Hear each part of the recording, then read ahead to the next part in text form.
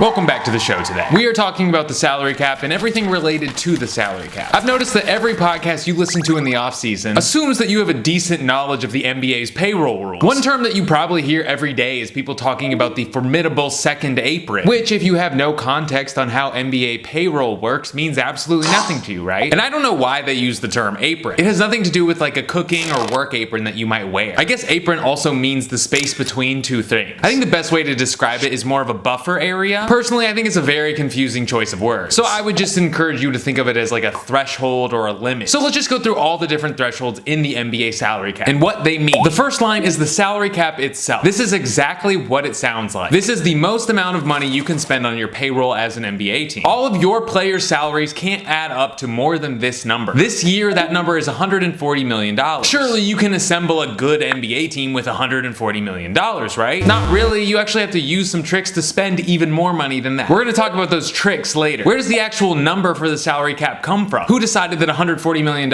is the right amount to spend on an NBA team? Nobody decided that. It's a calculation based on the BRI from the previous season. What does BRI stand for? Basketball related income. That's all the money that comes from ticket sales, TV deals, jersey sales, even hot dog sales. Anything even tangentially related to a basketball game. The owners and the players split it 50-50 or 51-49 in favor of the players depending on which article you read. There's not a lot of good resources for information on this stuff because it's not really any of the fans' business. So if I say something wrong, please correct me. So the players' portion of the BRI is $4.2 billion this year. You divide that number by 30, you get $140 million, which is the salary cap. So there are a few teams that still have some salary cap space, like Utah, with a payroll of $132 million at the time of recording, with their most expensive player being John Collins making a measly $26 million. So the Jazz are a team that can sign any free agent they want right now, provided it doesn't put them over the salary cap. The Jazz also don't have any reason to go over the salary cap. They're not trying to be good. They want to suck. They want to rebuild. You're not going to spend a lot of money on a team that you don't want to be good. Well, you may think, hey, if you're a rebuilding team, why don't you just be an ultimate cheapskate and not spend any money on your team? Just have all your rookie contract guys and then a bunch of vet minimums. Well, you can't do that. You have to spend 90% of the salary cap, $126 million this year. If you want to be an NBA team owner, you got to spend. This isn't the MLB. The MLB doesn't have a salary cap or a salary floor. The A's payroll is less than a quarter of the Mets payroll. If you think that would make for a non-competitive league, so would I. And maybe it is. I don't know. I don't watch baseball. So now you understand the salary cap and that level of money, that amount of money. Now there's another level of money where you're spending even more than the salary cap. That is called the luxury tax line. Wait, how can you spend more money than the salary cap? I thought that was the point of the salary cap. Well, it's a soft salary cap, meaning you can go over it. Those are the tricks I was talking about earlier. They're called exceptions, and I'm going to talk about it just a little bit later. So now that you know you can actually go over the salary cap, let's talk about the tax line and what it means. This year, the tax line is set at $170 million, $30 million more than the salary cap. So you can go over the salary cap without actually having to pay tax. A team like Orlando is over the salary cap, but under the tax line. So they figured out how to break the rules without being punished. So how big of a deal is it to pay luxury tax? Is it like a fine? You pay a couple $1 million and then you can spend as much as you want? No, it's not. The more you spend, the more you're penalized. And the more frequently you go over the tax line, the more you have to pay. It's called the repeat offender tax. So if you go over the tax line 3 out of the past 4 years, that tax rate increases even more. That's why teams will typically duck under the tax line every couple of years so they don't have to pay that repeat offender tax. Here's the tax per dollar over the line table. Get a load of it, pause it if you want to study the table. Go right ahead, because I'm not reading it out loud. And then here's the table for the repeat offenders who are spending over the tax line on the red. Go ahead and pause it if you really care that much. Doesn't matter to you. You're never going to pay it. If you guys want to know which team is paying the most in luxury tax, it's by far the Phoenix Suns. According to Sports Track, they're going to be paying $158 million in luxury tax this year. That's more than the salary cap itself. Wait, where does all this luxury tax money go to? Do they give it to the poor? No, it actually goes to the teams that didn't go over the tax line. So I'm sure Ryan Smith, the owner of the Utah Jazz, is psyched that Matt Ishbia, the owner of the Suns, is shelling out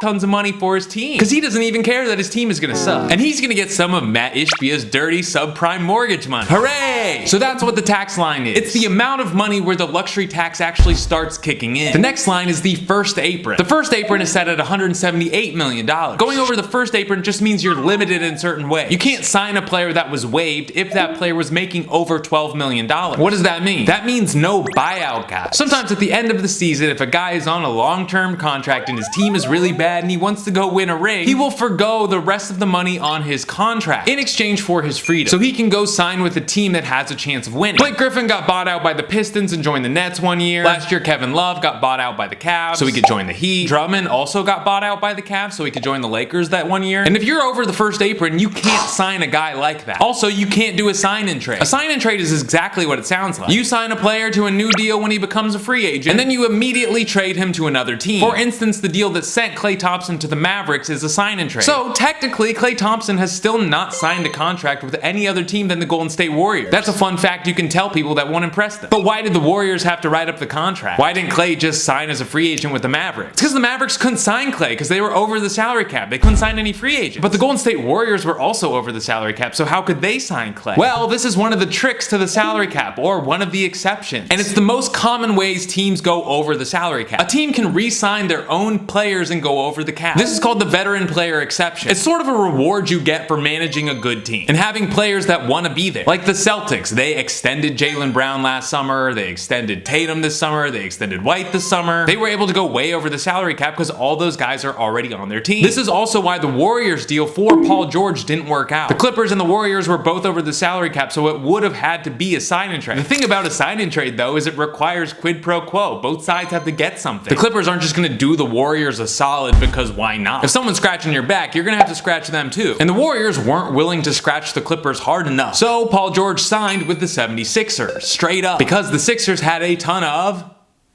I hope you said cap space. So that's a basic understanding of the first apron and what it means. So now let's talk about the second apron. The second apron is where you're really limited on what you can do for your team and how you can adjust it. The Celtics are over the second apron, but it doesn't really matter to them because they don't want to adjust their team. They're good, they won. The second apron is at $188 million this year. And here are the problems that the second apron creates for teams. They aren't allowed to trade for a player who is making more money than the player that they're trading. For instance, the Suns couldn't trade Devin Booker for Kawhi Leonard, just an example, because Kawhi makes more money than Devin Booker. Another thing the Suns can't do is trade two of their players for one player. They couldn't trade Grayson Allen and Yusuf Nurkic for Jeremy Grant. Again, just an example. Not saying they're trying to do it. The last thing the second apron will do is mess up your draft. Let's say a team is over the second apron at the end of this year. That team's 2032 draft will become frozen. Frozen meaning they will not be able to trade it. I don't understand why that rule is. I don't know who came up with it. Why you'd penalize a team for spending too much money by ensuring that they don't trade a far in the distant future pick? I don't know. But there's another way the second apron affects the draft. If a team remains above the second apron for 2 of the past 4 seasons, their draft pick 7 years in the future, I know it's really far in the future, becomes the 30th pick in the draft, the very last pick in the draft. So that is why people are calling the second apron a hard cap, basically. Because technically you can go over it, but you're probably not going to because it's going to put your team in a position they don't want to be in. So why is the second apron in the CBA? Who came up with it? Why did the players and the owners come up with something that created such a harsh limit? I don't know, but I know who it works for. It works for owners who don't want to spend that much money. Because the real loser for the second apron is Steve Ballmer, the owner of the Clippers. Steve Ballmer is the richest owner in the NBA by an order of magnitude. It's not even close. Luxury tax does not affect Steve Ballmer like it affects any of the other owners. So the NBA needed an incentive to not spend a ton of money that wasn't a financial penalty, just for Steve Ballmer. Alright, I generalized a lot of stuff. I skipped over some stuff, so do your own research. If I got something wrong,